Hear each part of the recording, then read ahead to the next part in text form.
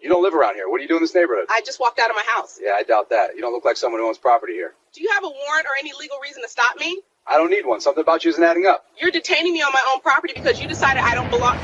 Big mistake, officer. For 20 years, Judge Sarah Jenkins had been the woman criminals feared, a federal judge who never bent, never wavered, and never let the guilty walk free. She'd put corrupt cops behind bars, shut down trafficking rings, and built a reputation as one of the most principled figures in the American justice system.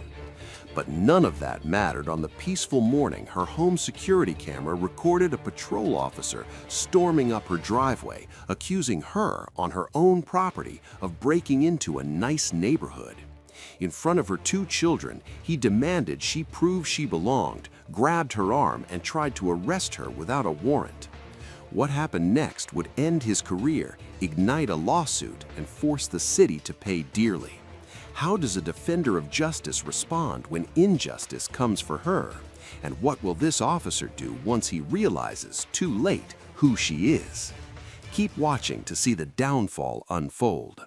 Before we continue, where are you watching from? Drop it in the comments. And if you're new here, hit that like and subscribe button, because accountability only works when it's recorded.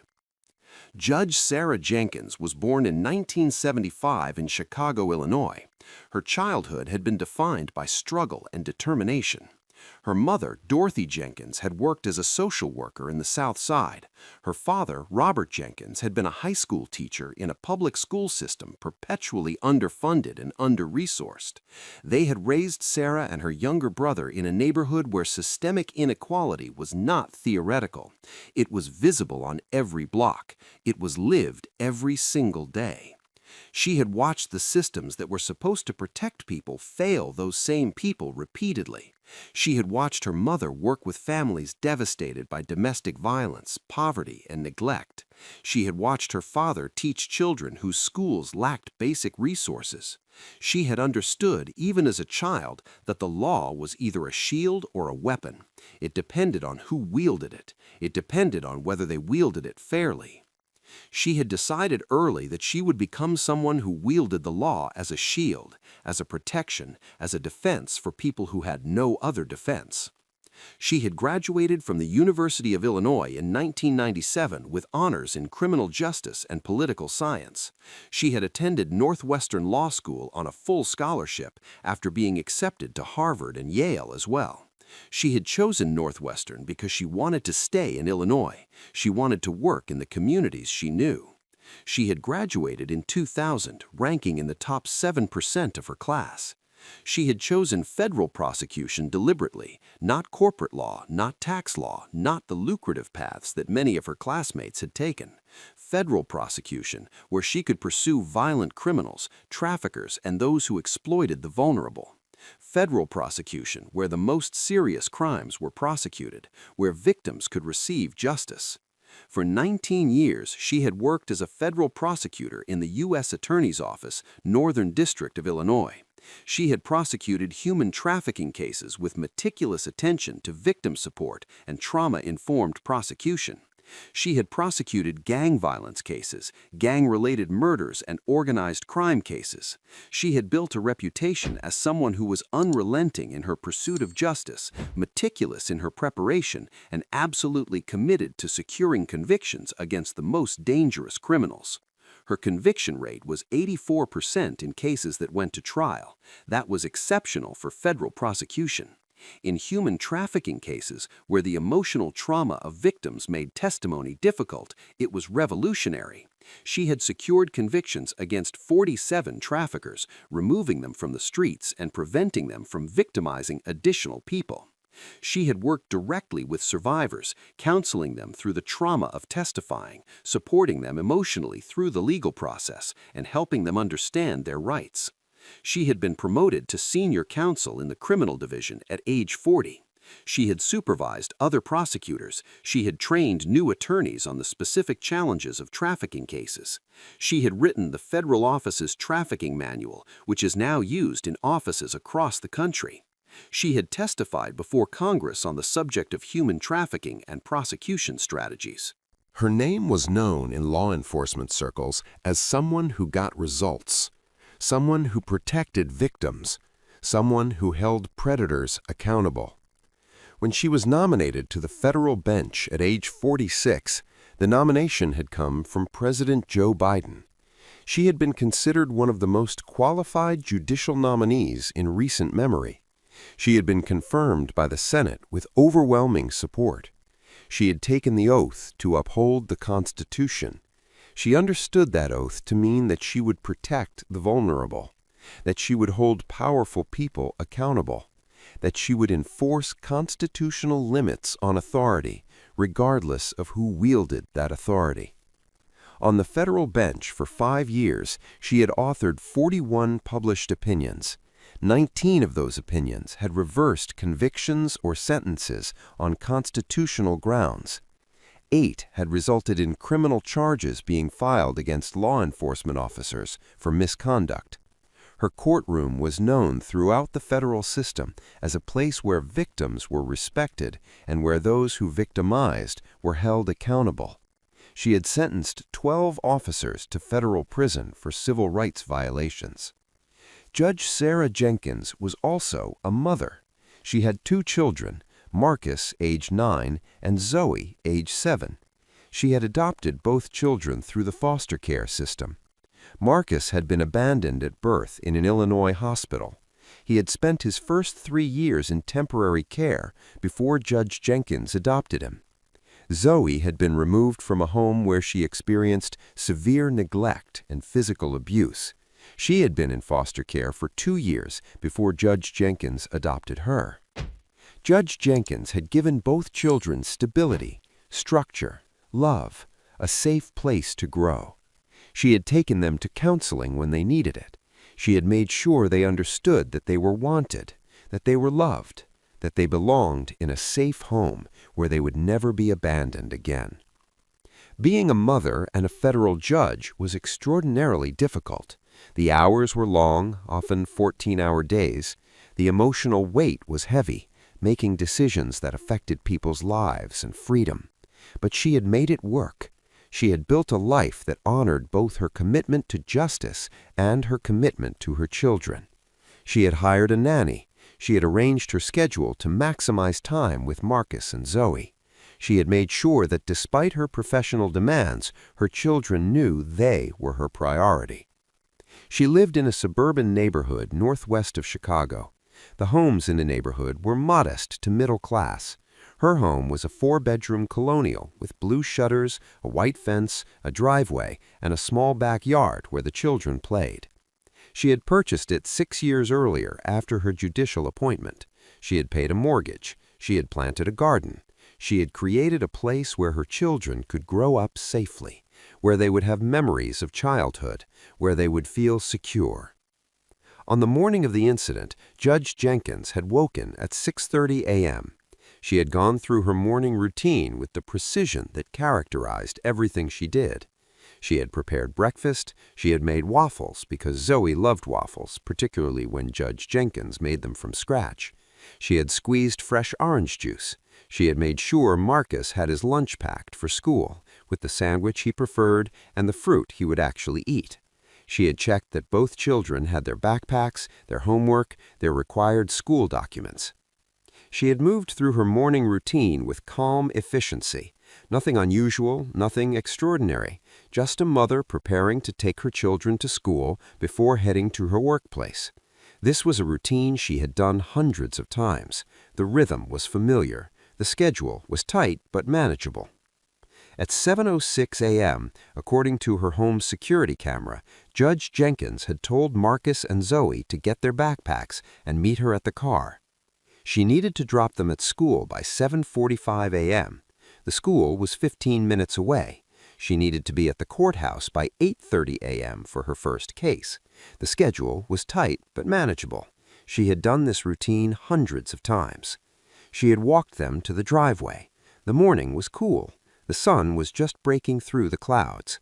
The neighborhood was quiet, the kind of quiet that came at that early hour before most people had fully engaged with their days. A quiet that suggested safety, a quiet that felt peaceful. Marcus and Zoe had walked beside her. Marcus was carrying his backpack and his lunchbox. Zoe was carrying her pink backpack. They were talking about their day. Marcus was worried about a math test. Zoe was excited about a school project. They were children living a normal morning with their mother. Judge Jenkins had been locking her front door when she heard the patrol car turn onto her street.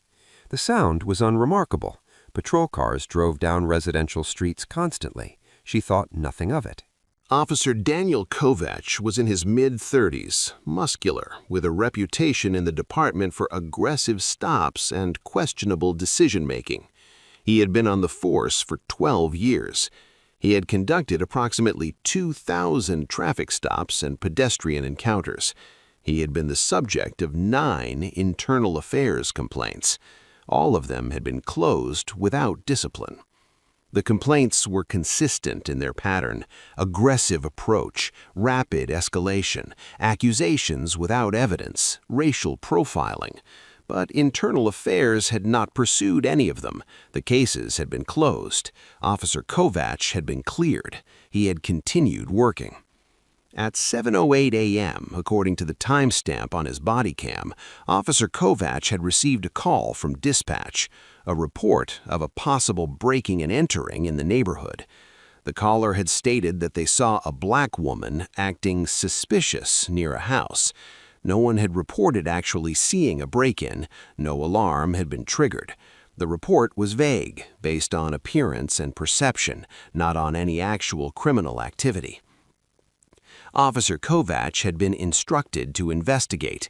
He had been given an address. He had decided to drive to the neighborhood. He had activated his Bodycam as a matter of routine. At 7:08 a.m., according to the timestamp on his Bodycam, Officer Kovach had turned onto Judge Jenkins Street. He had seen a woman, Judge Sarah Jenkins, standing in her driveway with 2 children. The woman was locking her front door. The children were holding backpacks. Everything about the scene suggested exactly what it was: a mother preparing to take her children to school.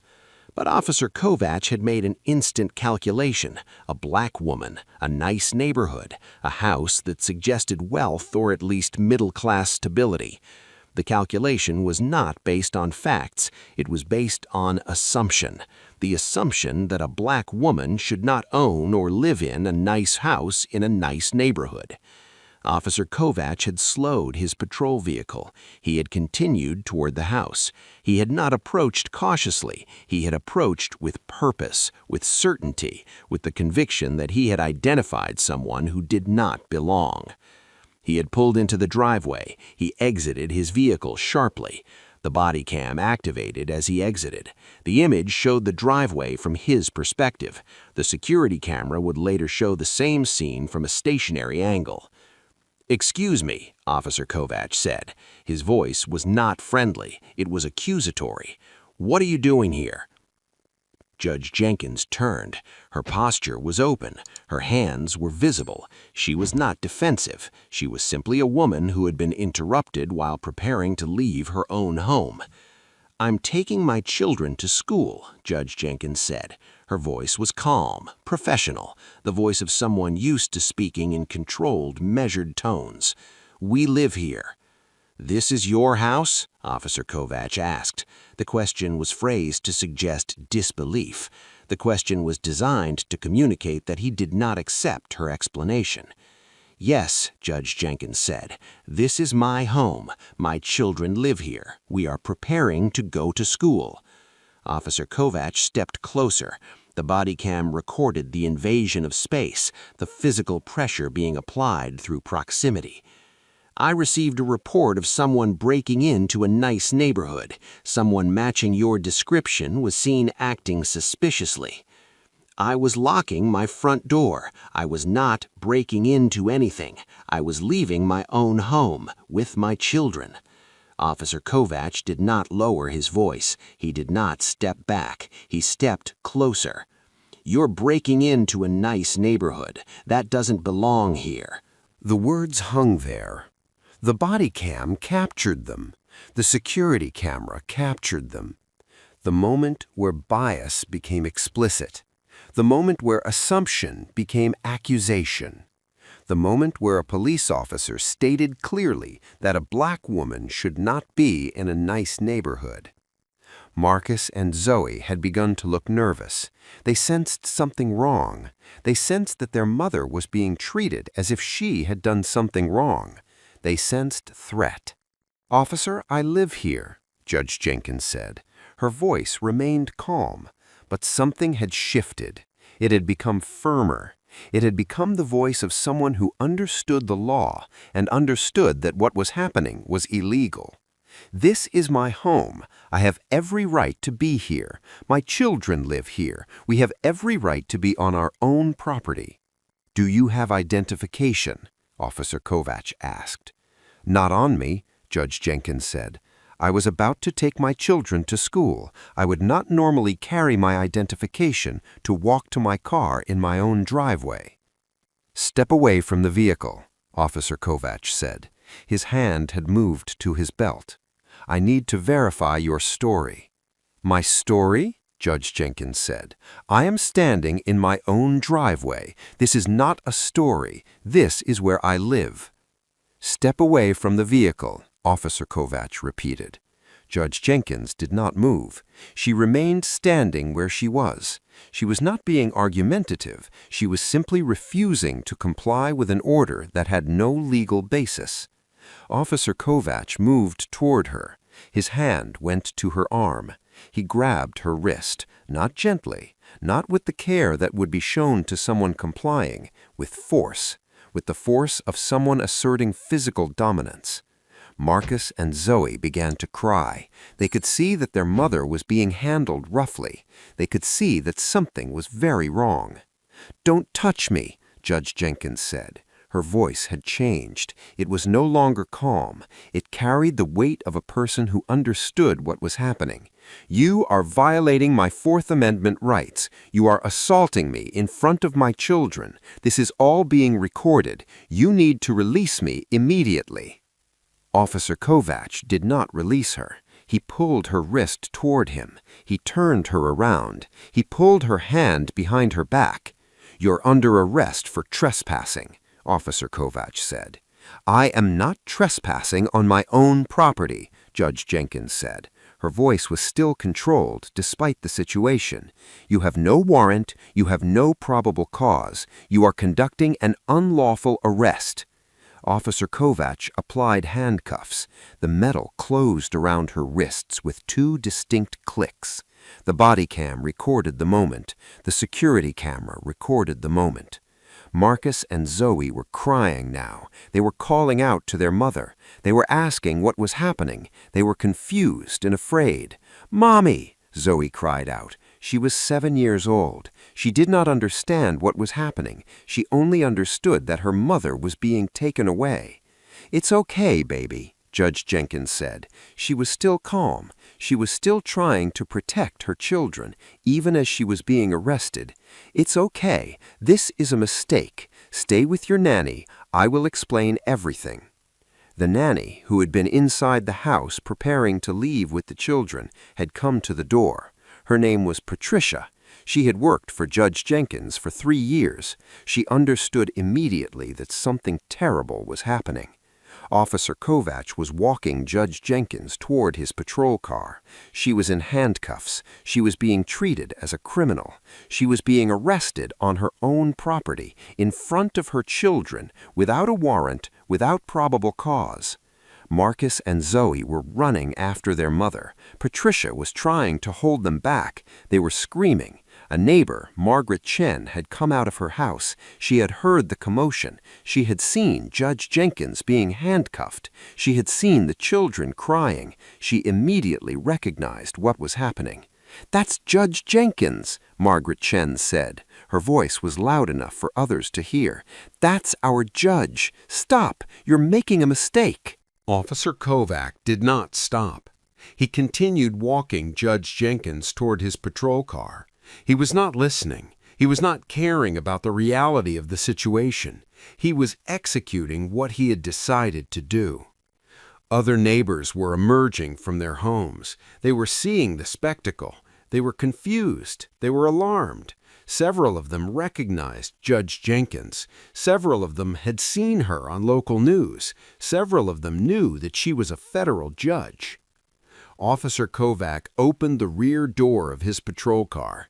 He placed his hand on Judge Jenkins' head, a gesture typically used with suspects, not with law-abiding citizens. He guided her into the back seat. The body cam captured every moment. Judge Jenkins was placed in the back of a police car at 17:19 a.m., according to the body cam timestamp. She had been arrested at 7:12 a.m. The arrest had taken 7 minutes. 7 minutes from her locking her front door to being placed in the back of a patrol vehicle. Officer Kovac was driving when his radio crackled. Dispatch was providing him updated information that changed everything. The dispatch voice was tight.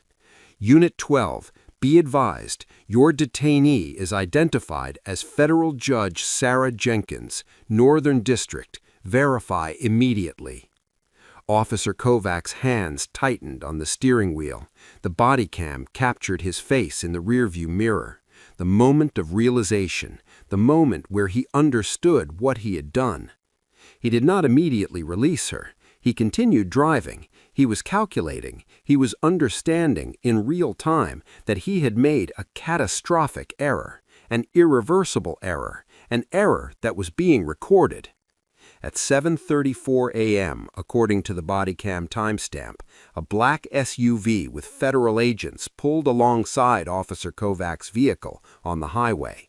2 agents exited. They moved to the patrol car with authority.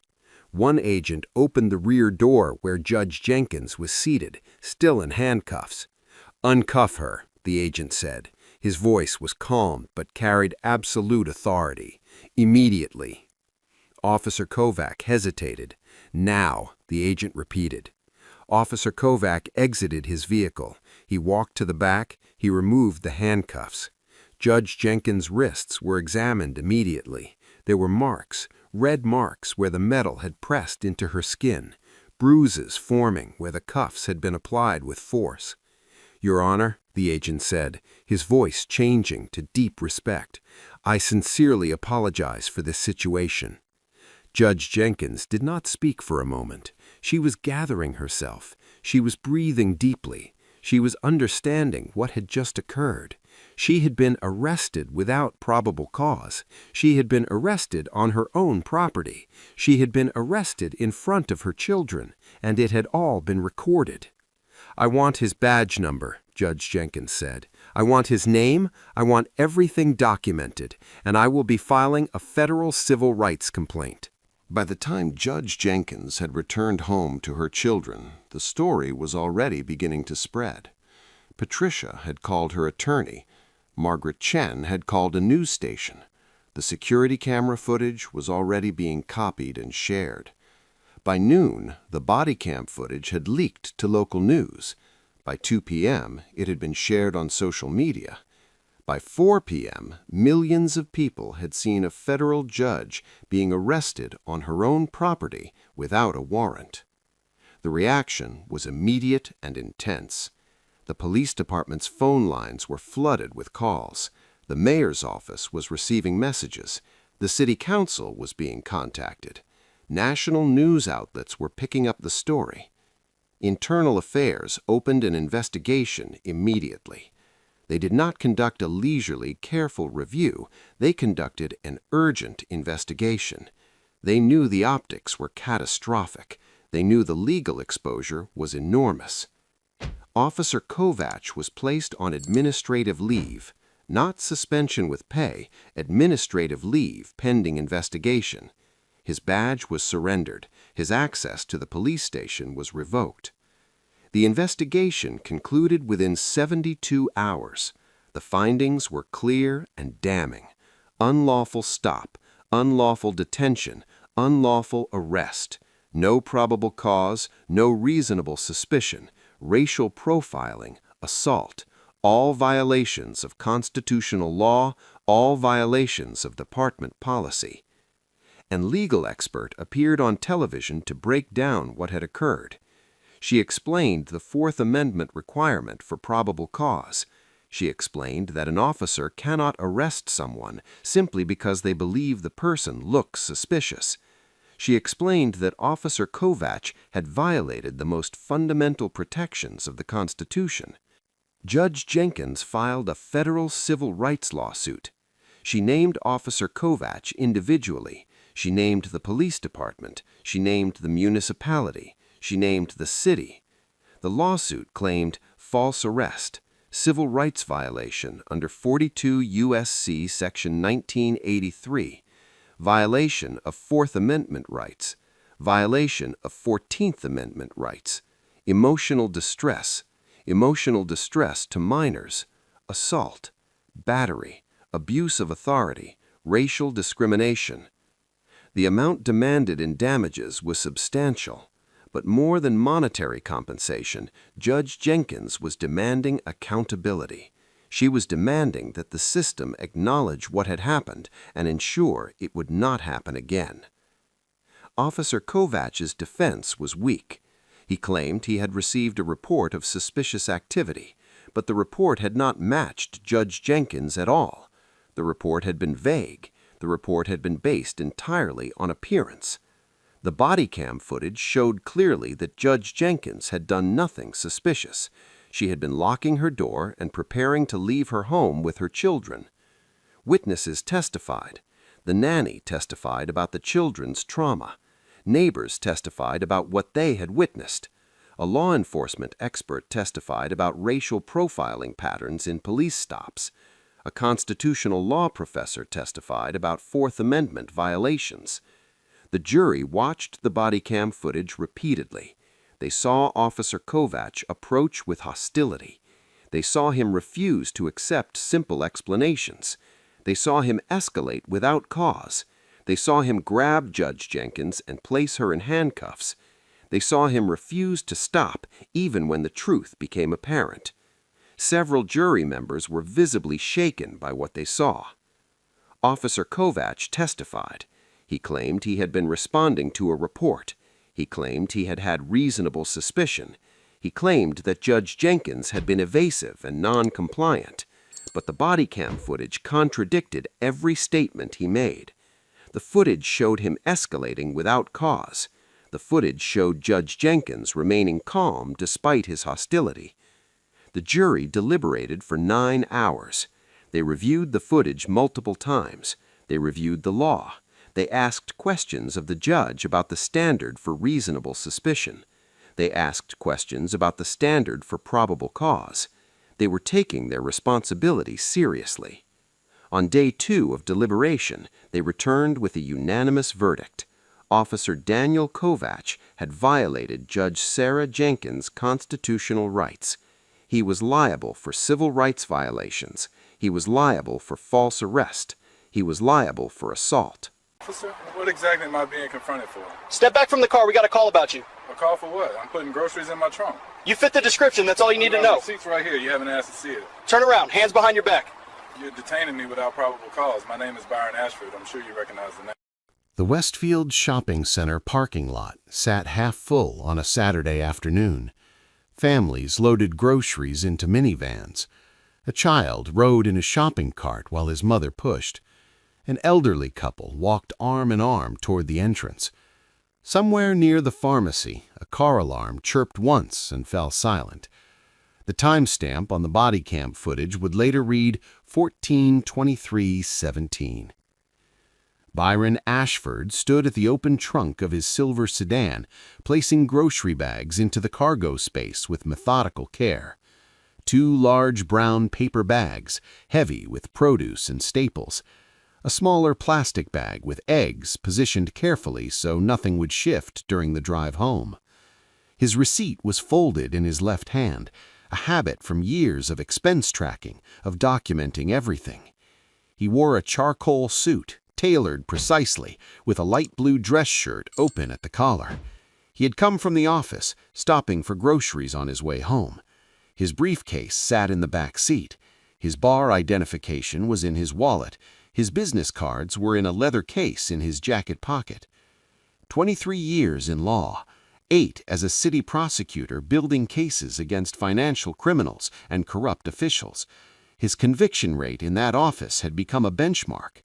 15 years since, as senior associate at Ashford and Sterling LLP, the firm his father had founded 4 decades earlier. Corporate litigation now, but the prosecutor's instincts remained. The attention to evidence, the awareness of procedure, the understanding that documentation was everything.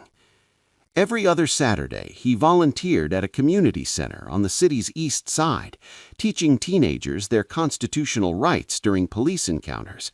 He walked them through detention procedures, search limitations, the difference between a request and a lawful order. He taught them to stay calm, to keep their hands visible, to ask clarifying questions without escalating. He taught them everything he knew. The patrol car entered from the south entrance, moving faster than the posted limit. It cut across 2 lanes of traffic, drawing a honk from a minivan that had to brake suddenly. The driver's door opened before the vehicle had fully stopped. Officer Kevin Driscoll stepped out, 29 years old, 3 years on the force, 1 prior complaint in his personnel file, dismissed after a brief internal review. His hand moved immediately to his holstered taser. His tactical flashlight swung into frame, activated despite the bright afternoon sunlight.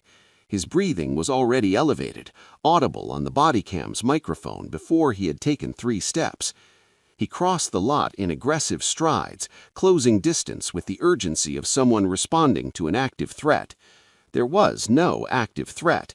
There was a man loading groceries.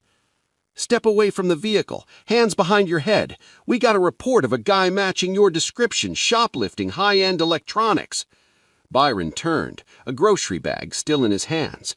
Confusion crossed his face, followed by the careful assessment of a man who had spent decades reading hostile witnesses. He set the bag down slowly, keeping his movements deliberate and visible. "Officer, these are groceries." He raised his left hand, receipt visible between his fingers. "My receipt is right here. You're welcome to—" The officer lunged forward. The frame jolted violently. Officer Driscoll's hand closed around Byron's wrist before he could finish his sentence. In one motion, he spun the attorney around and slammed him against the open trunk of the sedan. Metal thudded against metal. The grocery bags shifted.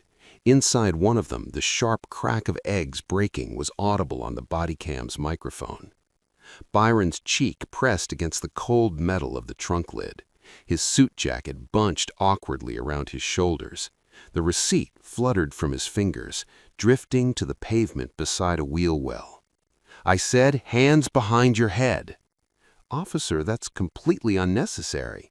His voice remained controlled, the same measured tone he used when cross-examining hostile witnesses. "My hands were visible. I was cooperating." Yeah, everyone's innocent." The officer's voice carried mockery the Bodycam recorded with perfect clarity. "Funny suit, though. He played dress-up for work?" The handcuffs appeared. Metal glinted in the afternoon sunlight. The ratcheting sound cut through the ambient noise of the parking lot. The cuffs clicked tight, too tight. The edges bit into Byron's wrists. "I'm detaining you for investigation. You fit the description of a suspect in a theft." "What description?" "Blackmail, medium build." What was the suspect wearing? What was he allegedly stealing? What store reported the theft? No answer. The officer's hand pressed against Byron's back, keeping him pinned to the trunk. The Bodycam captured the angle, looking down at a man in a tailored suit, face pressed against his own car, grocery bags visible in the cargo space behind him. "Officer, my receipt is on the ground. It shows I purchased groceries from the market 20 minutes ago. It will verify everything I've told you." The receipt lay 6 inches from the officer's boot, white paper against gray asphalt, time-stamped, itemized. Officer Driscoll didn't look down. "Let's see what you're hiding." Without consent, without legal basis, Officer Driscoll began searching Byron's pockets. His gloved hands patted down the suit jacket, reaching into the interior pocket, extracting items one by one. A leather wallet, well-worn, containing credit cards, a driver's license, and cash the officer counted aloud. A smartphone, screen locked, notifications visible, calendar reminders for Monday meetings, a text from his wife asking about dinner, and a business card case, black leather, embossed with subtle gold lettering. The officer flipped it open. Byron Ashford, Senior Associate, Ashford and Sterling, LLP. And beneath it, in a separate slot, a laminated card with a photograph and an official seal. State Bar Identification, member in good standing. The officer's hands stopped moving. The Bodycam recorded the shift in his breathing, sudden shallowness, a pause that lasted 3 seconds too long. His gloves trembled slightly at the edges of the frame. "You're a lawyer?" "I've been trying to tell you that. I'm also a former city prosecutor, 8 years in this county's criminal courts. I know half the judges personally." A voice called out from somewhere behind them. The Bodycam's audio picked it up clearly. "Hey, he wasn't doing anything." Another voice, female, closer. "I literally had groceries. I saw him buy them." The parking lot that had seemed empty now contained a growing audience. A woman with a shopping cart had stopped 10 feet away, phone raised and recording. A man in a delivery uniform stood near a white van, also filming. A mother had pulled her children close, watching with an expression of someone who understood exactly what they were witnessing. The officer's head turned slightly, acknowledging the witnesses for the first time. "Quit moving. I'm conducting an investigation." "I haven't moved since you put me in handcuffs." His composure remained absolute. "You've ignored the receipt. You've ignored my explanation. You've ignored the witnesses. That camera on your chest is recording every misstep." Byron turned his head slowly until he was looking directly into the Bodycam lens. The afternoon light illuminated his face. Calm, focused, controlled. He took a breath, and when he spoke, his voice carried the cadence of a courtroom. "Officer, let me explain what you've done today." The officer's hand remained on Byron's back, but the pressure had eased. The confidence that had driven him across the parking lot was draining away. "You've detained me without probable cause. Black male, medium build, matches approximately 20% of the adult male population in this city. You've dismissed exculpatory evidence. My receipt was in my hand, and I offered to show it to you before you touched me. You've used excessive force on a cooperative citizen who never resisted. You've conducted a search without consent." He paused, letting silence emphasize what came next. "And you've done all of this while wearing a camera that recorded everything, every word, every action." Officer Driscoll's gloves slipped slightly against the trunk. His breathing had become shallow. "My name is Byron Ashford. I'm a senior associate at Ashford and Sterling, LLP. I'm a former city prosecutor who spent 8 years in this county's criminal courts. And what you've done today is hand me the keys to the city treasury." "Look, I just need to verify." "You chose not to verify anything. You had every opportunity to investigate before you detained me. You chose force instead." "All right, let's just—" The officer's voice had become small. "Let's just sort this out. We will, in civil court, in disciplinary hearings, and in the press when that footage is released." The Bodycam trembled, visible motion at the edges of the frame. The second patrol car arrived without sirens, pulling into a space 30 feet away. Sergeant Maria Vasquez stepped out. 16 years on the force, a reputation for thorough, by-the-book supervision. She assessed the scene as she approached. Man in a suit, handcuffed against the trunk of a silver sedan. Grocery bags in the cargo space, receipt on the ground. Multiple civilians with phones raised. "Officer Driscoll, what's going on here?" He, fit the description of a suspect in a theft. A theft of what? Electronics, high-end electronics from one of the stores. Which store? Silence. Did you verify the call with dispatch? Longer silence. Byron spoke without turning round. There was no call verified, there was no specific description, no probable cause, and the receipt that would have exonerated me immediately has been lying on the ground for the past 10 minutes. Sergeant Vasquez looked at the ground. She looked at the receipt. She bent down and picked it up, examining the timestamp, the itemized list of groceries, the total. He had this when you arrived? In his hand, I confirmed. I offered to show it. He slammed me against the car instead. She looked at Sergeant Driscoll with an expression that needed no interpretation. What else did you find during your search? He held up the business card case with trembling fingers. Sergeant Vasquez took it, opened it, saw the name, the firm, the bar identification with its official seal. You detained a senior associate, a former city prosecutor. I didn't know. You didn't ask. She turned to Byron. Take the cuffs off, now. Officer Driscoll fumbled with his keys. The handcuffs clicked open, falling away from wrists that already bore red marks. Byron turned slowly, rubbing his wrists with deliberate care, cataloging injuries for future documentation. He adjusted his suit jacket, smoothed his collar, retrieved his wallet, his phone, and his business card case from the trunk where the officer had placed them. I'll need your badge number, your full name, your supervisor's name, the incident number, and the CAD log for whatever call supposedly prompted this encounter. Of course, sir, Sergeant Vasquez said. I'll provide everything myself. Byron picked up his grocery bags, including the one with the cracked eggs, yolks already seeping through the paper. He placed them in his trunk with methodical care. I'll also need a copy of the Bodycam footage, all of it, starting from the moment he entered the parking lot. That will need to go through official channels. It will go through whatever channels I choose to pursue, and I choose to pursue them all. Internal Affairs opened within 48 hours. The footage left no room for interpretation. Officer Driscoll had responded to a call that was never verified with dispatch. No record existed. He had detained a citizen based on a description so vague it was functionally meaningless.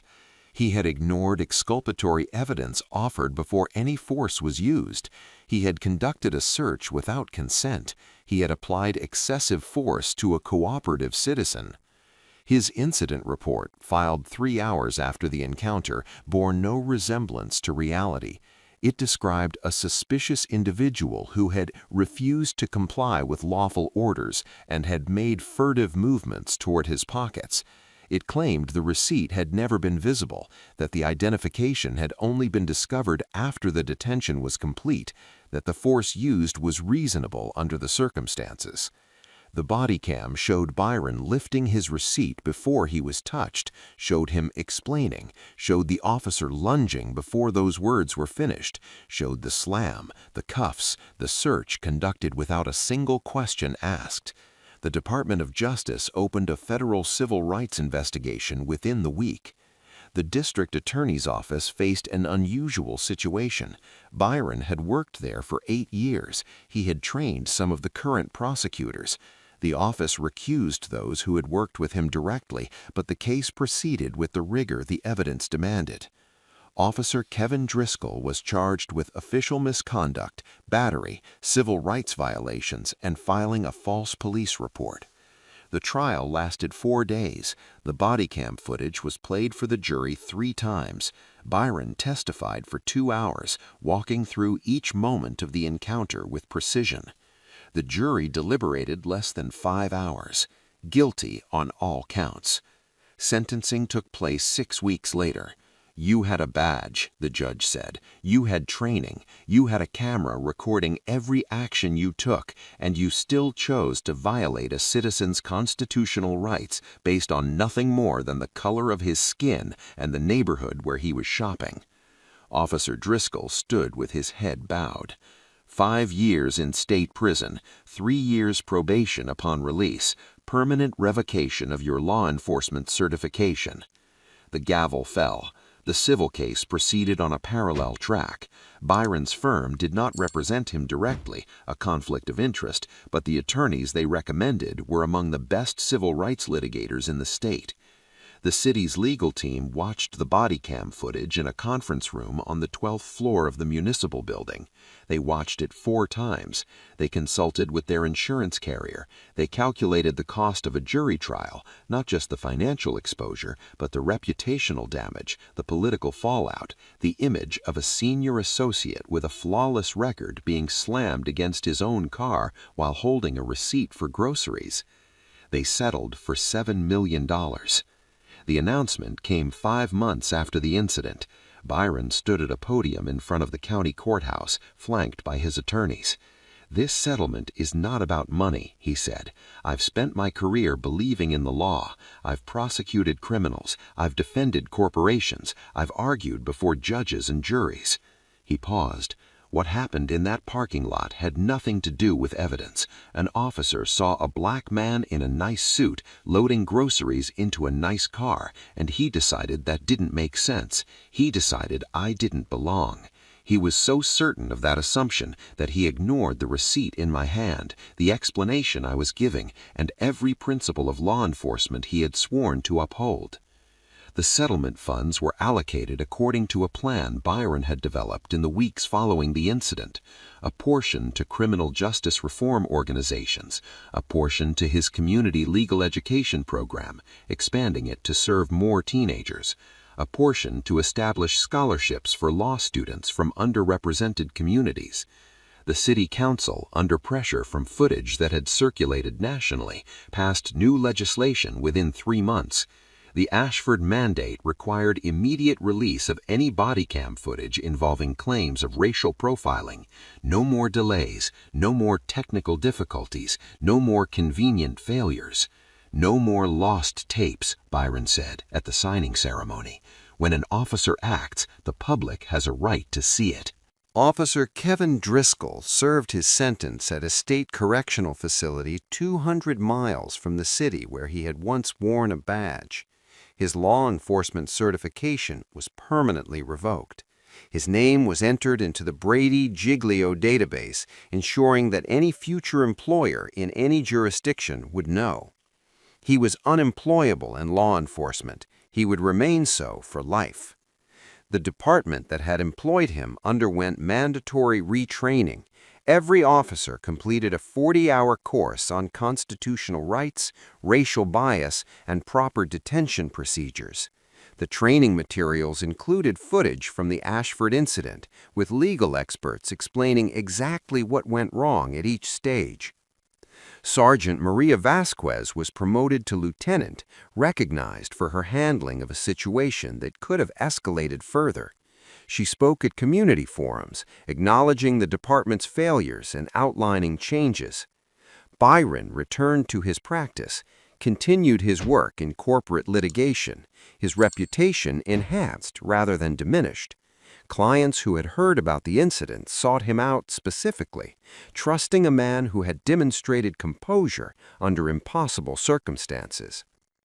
He continued his Saturday volunteer sessions at the community center. His lessons now included a first-hand account of what could happen even when you did everything right. "I kept my hands visible," he told the teenagers. "I spoke calmly. I offered evidence. I didn't resist, didn't argue, didn't escalate. And I was still slammed against my car and handcuffed while people watched."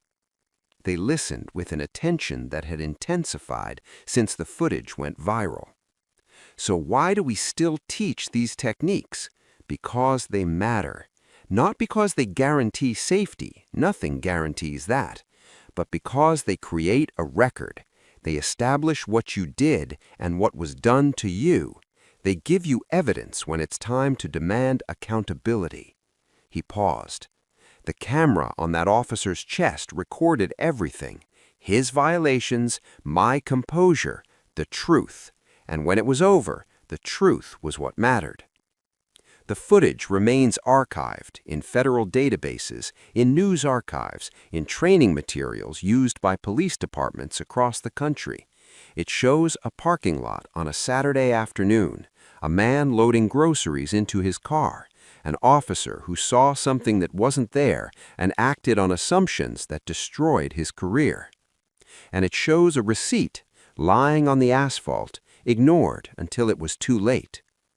Byron still shops at the same grocery store, still loads purchases into the same silver sedan, still wears tailored suits on weekdays and comfortable clothes on weekends, still believes in the law, not because it protected him in that parking lot, but because it held accountable the man who violated it. His wife asked him once if he ever thought about shopping somewhere else, somewhere without the memory. He considered the question for a long moment before answering. That parking lot is just a parking lot. What happened there doesn't define the place, it defines the officer who made those choices, and he's paying for them now. The community center where he volunteers expanded its program after the settlement funds arrived. More teenagers, more neighborhoods, more Saturday sessions where young people learned what Byron had spent his career teaching, that the law exists to protect everyone, that rights are not granted but inherent, and that documentation is the difference between a story and evidence. One of the teenagers asked him, months after the incident, whether he had been afraid. Not afraid, angry. But anger doesn't help in those moments. What helps is knowing exactly what's happening and exactly what it means. The officer thought he had power because he had a badge and a gun, but I had something he didn't have. What? I had the truth, and I had a camera recording it. The story ended without celebration. No speeches of triumph, no moment where the officer admitted he was wrong or understood what he had done. It ended with a man who kept his composure when composure was all he had, who documented everything, who waited for the system to work and then made it work when it failed him. The Bodycam recorded the truth, and the truth, eventually, was enough. Sir, why are you on my property? We got a call. Step out of the doorway. A call for what, exactly? You don't look like you belong here. Turn around. You're giving orders without a warrant or probable cause. I don't need to explain myself. For the record, you're not free to leave. The house on Maple Ridge Drive had stood for 63 years, a colonial revival with red brick walls and white shutters that caught the afternoon light. It occupied a quarter-acre lot in one of the city's most established neighborhoods, the kind of street where children rode bicycles on weekends and neighbors waved from their porches. Oak trees lined the sidewalks, their branches forming a canopy that dappled the sunlight into shifting patterns on the pavement below. For 20 years, Justice Olivia Calder had built a reputation as one of the most formidable figures in the state's legal system. Her rulings were studied in law schools. Her dissents were quoted in appellate arguments across the country. She had written majority opinions that expanded civil rights protections, that held corporations accountable for environmental damage, that ensured due process for defendants who had been denied it by lower courts. Defense attorneys respected her fairness. Prosecutors trusted her judgment. Fellow justices sought her counsel on matters of constitutional interpretation. She had fought institutional corruption from the bench for 2 decades. She had ruled against police departments that violated citizens' rights. She had written scathing opinions about officers who believed their badges placed them above the law they had sworn to uphold. But none of that would matter on this peaceful Tuesday afternoon when she stepped outside to check her mail. The timestamp on the Bodycam footage would later read 14:47:22. The temperature was 73 degrees. A light breeze rustled the leaves of the maple tree in her front yard. Somewhere down the street, a lawnmower hummed its steady rhythm. Justice Calder wore a gray t-shirt and black sweatpants, the comfortable clothes of someone enjoying a day off from the bench. Her reading glasses were pushed up on her forehead. She had been reviewing case files in her study when she remembered the mail carrier had come earlier. She walked down her front path in bare feet, the warm concrete familiar beneath her soles. She had lived in this house for 17 years. She had raised 2 children here. She had hosted holiday dinners and summer barbecues. Her neighbors knew her by name. The postal carrier had delivered her mail for over a decade. The patrol car appeared at the end of the block, moving slowly at first, then accelerating. It pulled to the curb in front of her property with a sharp chirp of brakes. The door opened before the engine had fully stopped. Officer Ryan Mercer stepped out. He was 31 years old, with 4 years on the force, and a personnel file that contained 2 prior complaints, both dismissed, both involving confrontations with black residents in affluent neighborhoods. His hand moved immediately to his service weapon, not drawing it, resting on it, a gesture that communicated threat without explicit action. He walked up her driveway as if he owned it. "What's going on here?" Justice Calder turned from her mailbox, a handful of envelopes in her hand. Her expression shifted from surprise to assessment.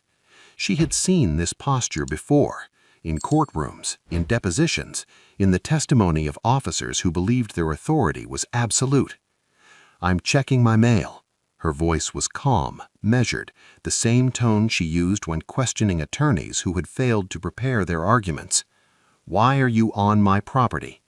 "Step away from the door."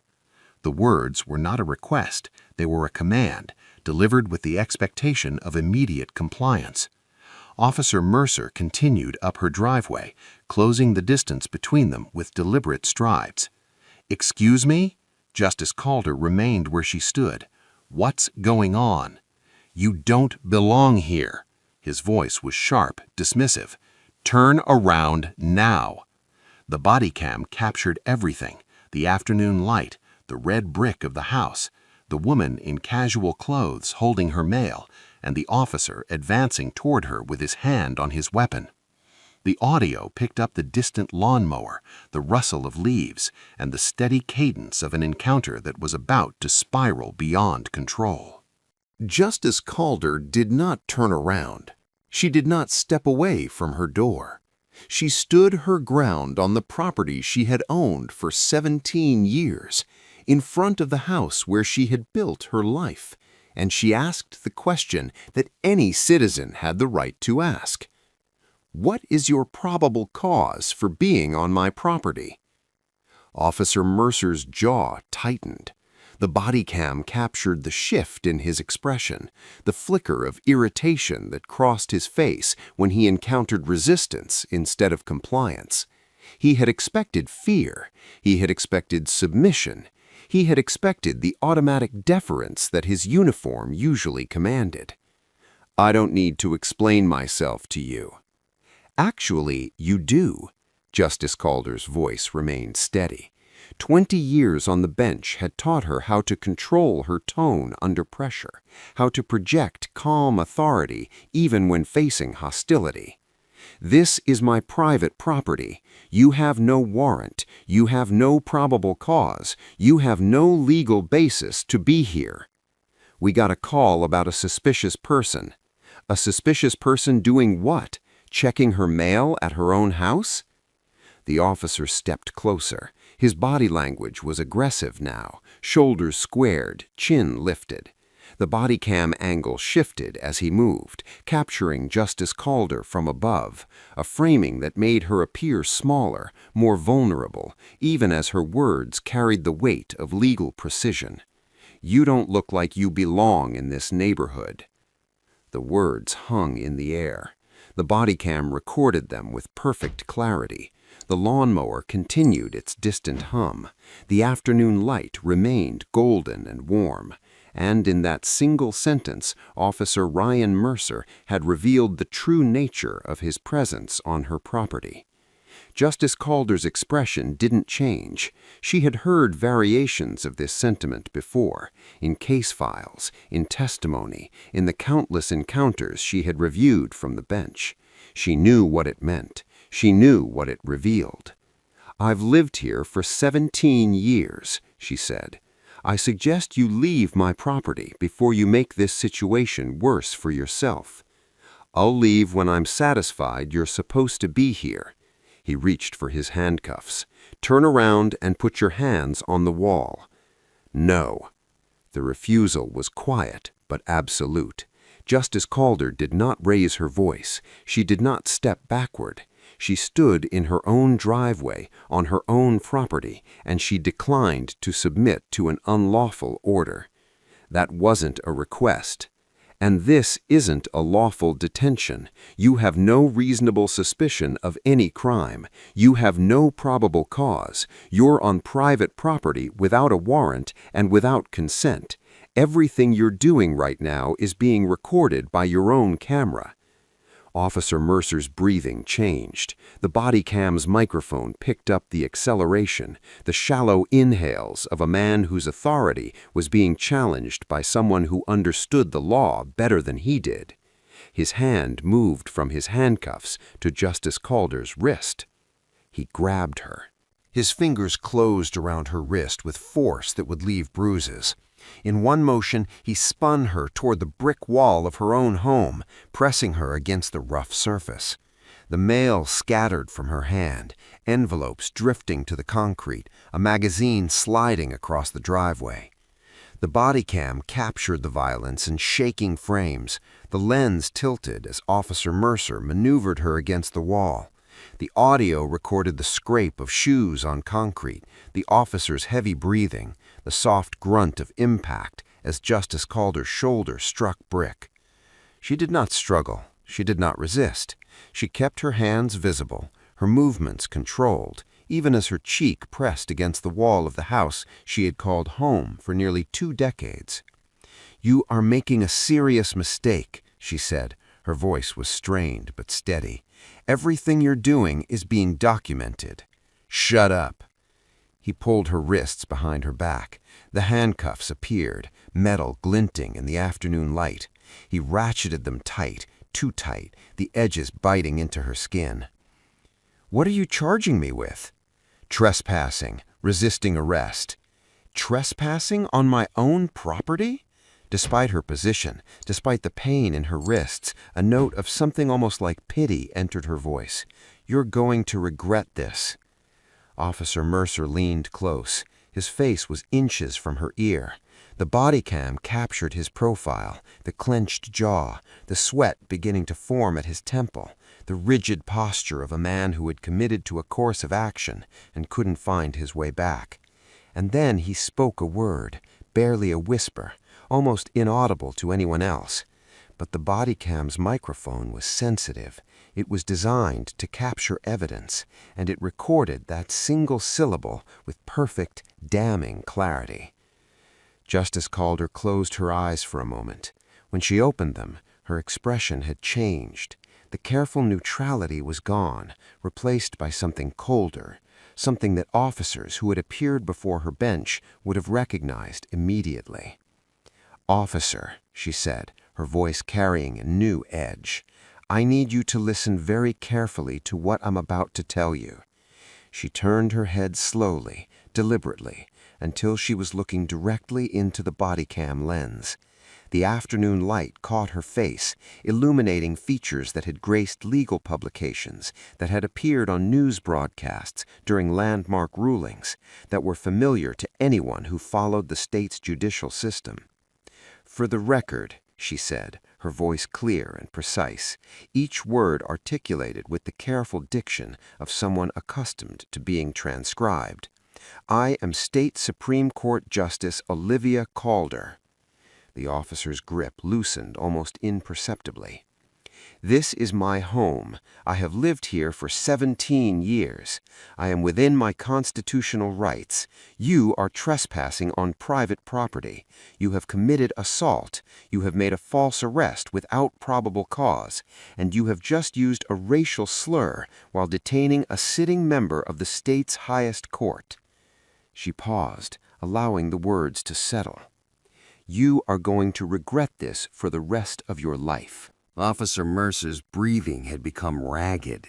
The Bodycam captured his hands. trembling now, the confidence drained from his fingers. His posture shifted, the aggressive stance collapsing into something smaller, more uncertain. I need to see some identification. You need to remove these handcuffs now.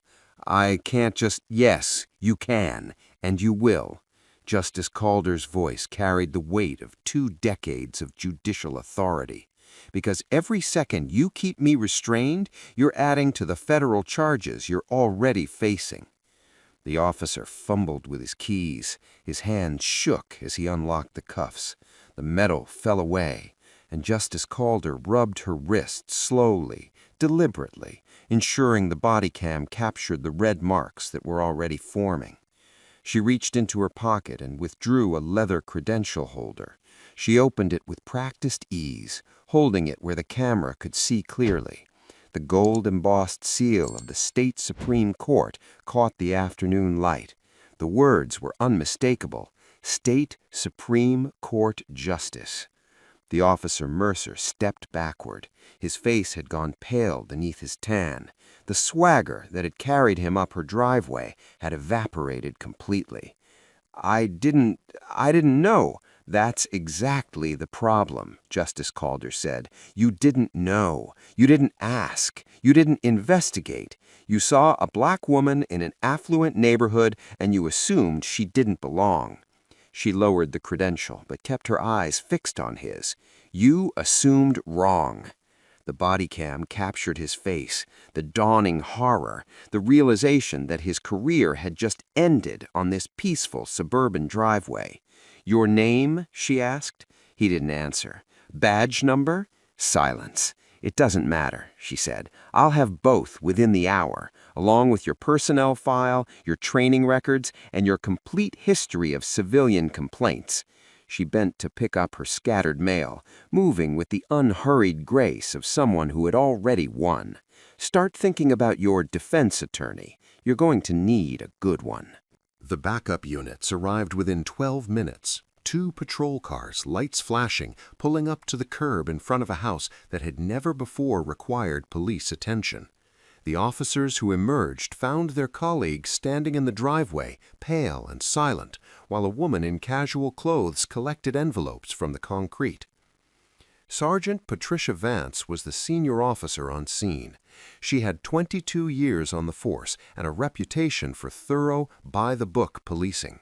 She assessed the situation in seconds, the body cam still recording, the civilian rubbing her wrists, her colleague looking like he had seen his own ghost. What happened here? Before Mercer could answer, Justice Calder spoke. Your officer detained me without cause, assaulted me on my own property, handcuffed me without probable cause, and used a racial slur while doing so. All of it is recorded on his body cam. I am State Supreme Court Justice Olivia Calder, and this is my home. Sergeant Vance's expression flickered, a momentary break in professional composure that revealed the magnitude of what she had just heard. She looked at Mercer. He couldn't meet her eyes. Officer Mercer, is this accurate?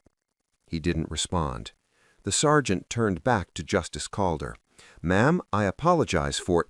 I don't need your apology, Sergeant. I need your badge numbers, your incident report, and confirmation that this footage will be preserved without alteration. Justice Calder's voice carried no anger, only the cold precision of someone who understood exactly how the next several months would unfold. I also need Officer Mercer placed under immediate suspension pending investigation. Ma'am, I don't have the authority to— Then call someone who does, because in approximately 2 hours, the Attorney General's office will be receiving a formal complaint along with a request for federal civil rights charges. I suggest your department get ahead of this while it still can. Sergeant Vance made the call. Within 30 minutes, the chief of police was on his way to Maple Ridge Drive. Within an hour, Officer Ryan Mercer had surrendered his badge and weapon. Within 2 hours, the footage had been flagged for preservation, and Internal Affairs had opened a priority investigation. The lawnmower down the street had long since fallen silent.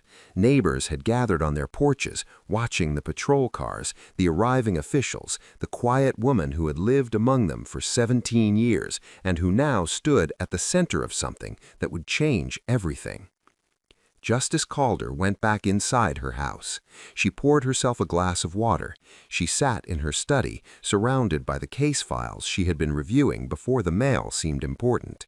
Then she picked up her phone and called her attorney. Internal Affairs completed their preliminary review within 72 hours. The footage left no room for ambiguity. Officer Ryan Mercer had approached a private residence without any reported complaint. No call had been logged to dispatch. No neighbor had expressed concern. He had acted on his own initiative, his own assumption that a black woman checking her mail in an affluent neighborhood must be engaged in criminal activity. He had demanded compliance without identifying any legal basis. He had escalated to physical force against a cooperative civilian. He had applied handcuffs without probable cause. He had uttered a racial slur that the audio technicians isolated and confirmed with equipment designed to detect whispered confessions. His incident report, filed 3 hours after the encounter, bore no resemblance to reality. It described a suspicious individual who had refused to cooperate and had exhibited aggressive behavior. It justified the detention as reasonable under the circumstances.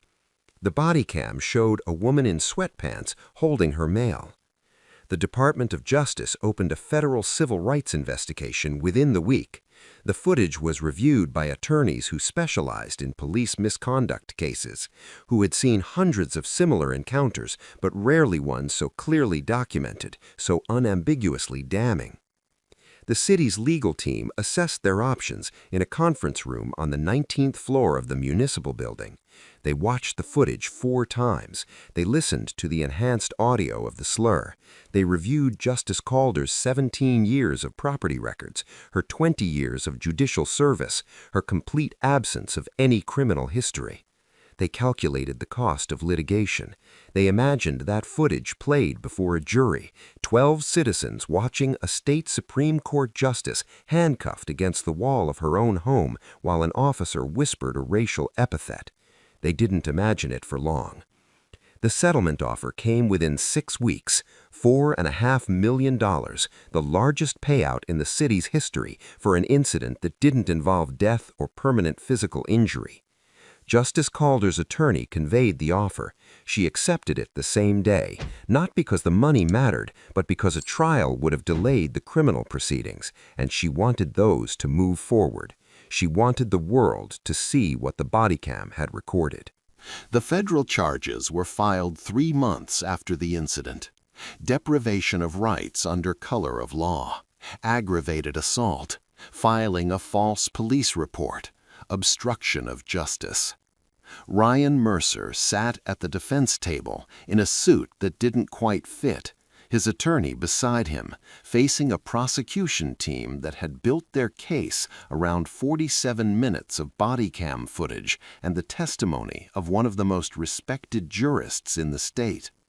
The footage was played for the jury on the 2nd day.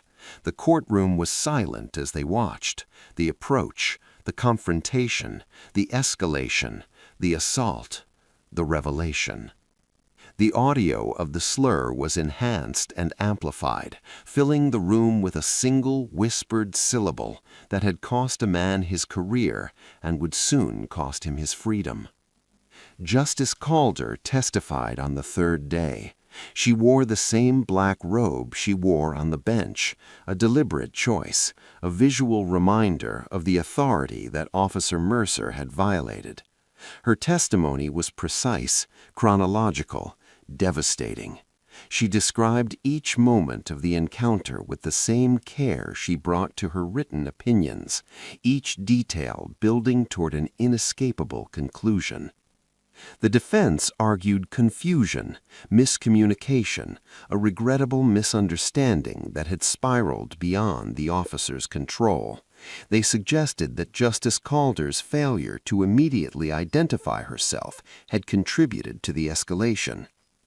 The prosecution's closing argument was 3 sentences long. She was checking her mail at her own house, and he assumed she was a criminal because of the color of her skin. The jury deliberated for 6 hours. They returned with guilty verdicts on all counts.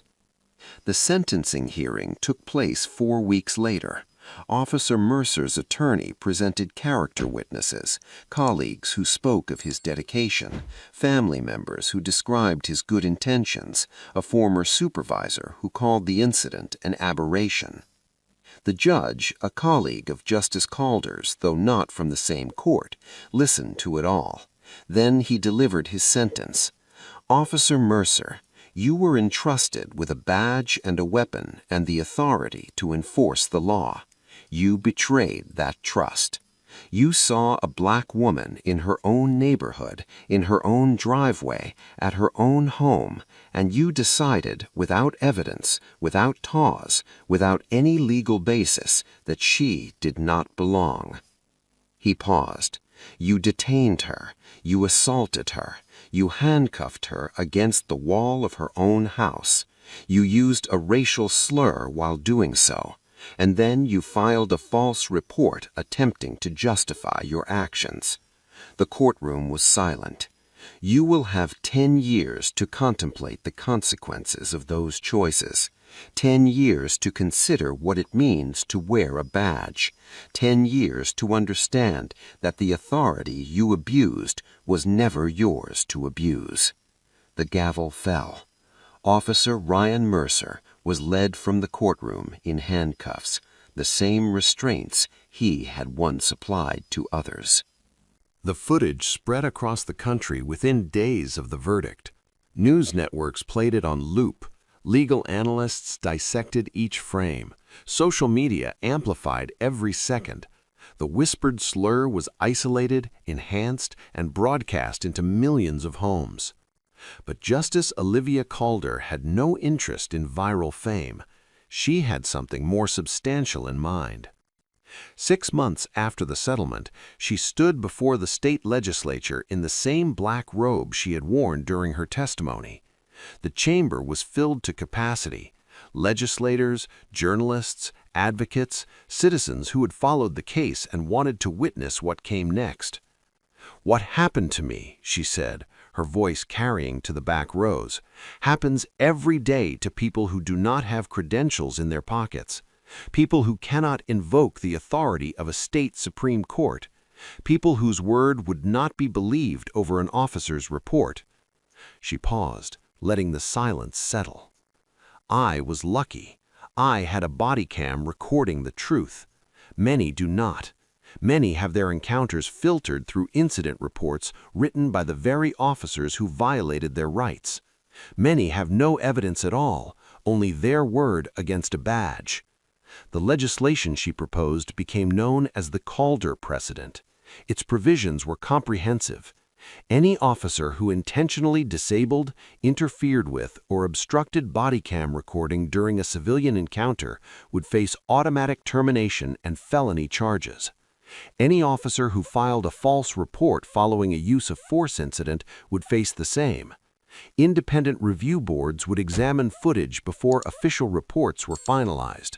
Civilian complaints would trigger mandatory footage review within 48 hours. The debate lasted 3 weeks. Police unions objected. Some legislators worried about the burden on departments. Others questioned the cost of implementation. Justice Calder returned to the chamber for each session. She didn't speak again. She didn't need to. Her presence was enough. The woman in the black robe, the bruises long healed, but the footage still fresh in everyone's memory. The bill passed with a 2/3 majority in both chambers. The governor signed it on a Tuesday afternoon, almost exactly 1 year after Justice Calder had stepped outside to check her mail. She stood beside him at the signing ceremony, her expression composed, her posture straight. Reporters asked how she felt. "This isn't about how I feel. This is about ensuring that what happened to me never happens to anyone else without consequence, that body cams record the truth, that false reports carry penalties, that officers who abuse their authority face the same justice system they claim to serve.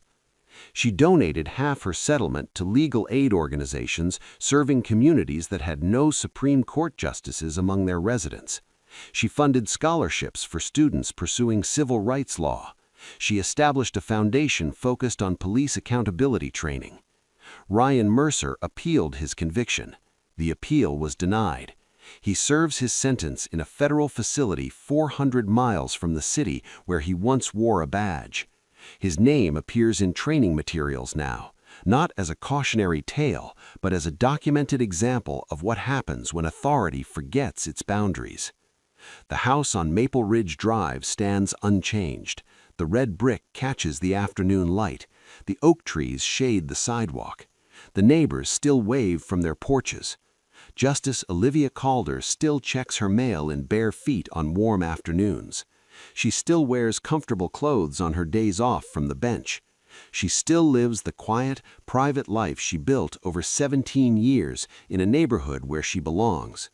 The Bodycam footage is archived now, preserved in federal evidence storage, in news archives, in training databases, in the permanent record of a case that changed how an entire state approaches police accountability. The story ended without celebration. No victory speeches, no moment of dramatic reconciliation. Justice Calder returned to her bench, to her rulings, to the work she had done for 20 years before that Tuesday afternoon. But something had shifted. Something had been recorded that couldn't be erased. A woman checked her mail at her own home.